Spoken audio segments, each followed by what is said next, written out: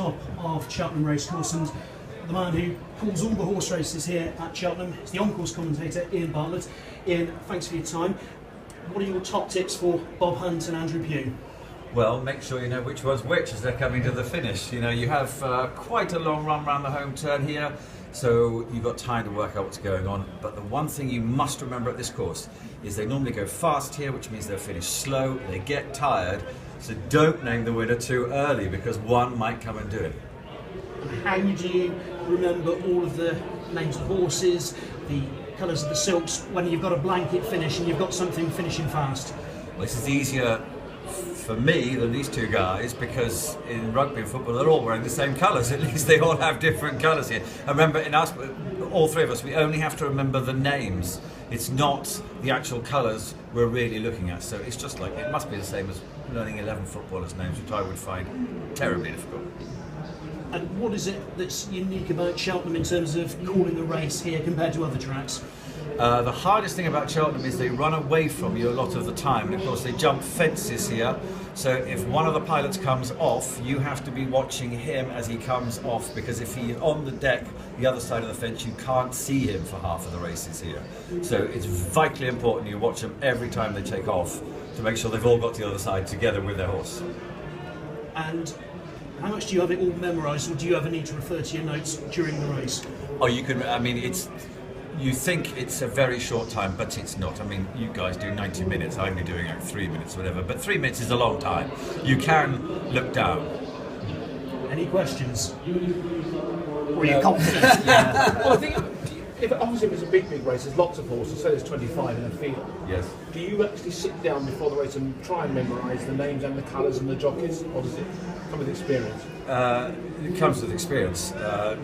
Remember that most horses would race about 7 8 times a year, so you're likely to have seen them before. So somewhere in the deep depths of my old memory, they are there somewhere.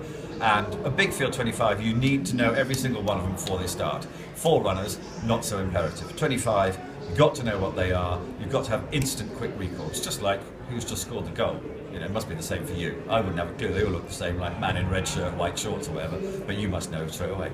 And how much reference would you make to prices, starting prices, betting and so on? To be honest, during the race I don't know, because that is only made up during the actual race, so I can't say anything about it because I don't know what it is. So you have to be careful in my job not to name the favourite if they're quite close at the top of the market, because one might have been subject of a lot of late money and go off favourite, and I don't think it's favourite, so you have to be careful with that. And do you ever call what you might think might be a steward's inquiry? Do you, as a commentator, if you think yourself you've seen something amiss, would you mention that, or just leave it to the stewards to sort out? Not allowed to. Mustn't prejudge what the stewards are going to do. I can say they've come quite close together or something has been hampered, but you can't say there might be a steward's inquiry, because quite often these days they'll quickly look at the film and say, well, they did bang into each other, but nothing really happened, so there's no point holding the result up. So no, I don't go there. And if this is just jockey like, I don't know, Tom Scudamore has been around a long time, can you actually recognise a sort of posture from quite a long way away from here from Cheltenham? Can you almost see what their backsides look like in many ways? Not quite that way, but yes, you can, because as well, at different tracks they all take different routes. For instance, Barry Geraghty will always go around the outside here, Richard Johnson always sticks to the inside, so you get to know where they like to be on the particular tracks they're riding after a while, so yeah, you can tell. And I know that to most people they'll all look the same, but there's a huge difference in height in most of them as well. So you know, it's not so much on the over jumps, but on the flat, for instance, you get somebody who's like George Baker, the St Ledger winning rider this year. He's as tall as me. I'm 6'1". He's as tall as me, so you can see him a mile off on a racehorse. But you've had a little while to build up this knowledge and understanding. We've had 2 minutes. 2 minutes.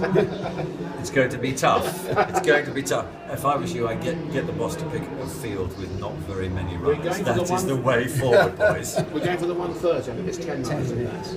Okay, right, well, I'll tell you about that race. There's a lot of horses who like to make the running, so it will be a very strong gallop, so that is vital that you don't say X is coming to the last, looks like he's going to win, because he might not do. They'll be tired, they'll be walking up the hill, so something that's just plodding on at one pace might get there, so be careful, don't be caught out. And there's 2 horses with the same colours, I think, as well. Same owner, same trainer. So that means they just have a cap change. That's easy, that makes it life a lot easier. And a bright red cap, that's easy.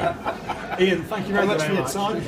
Andrew, Bob, there's the message. Keep it simple. Bob, keep it non-controversial. As always. Terrifying.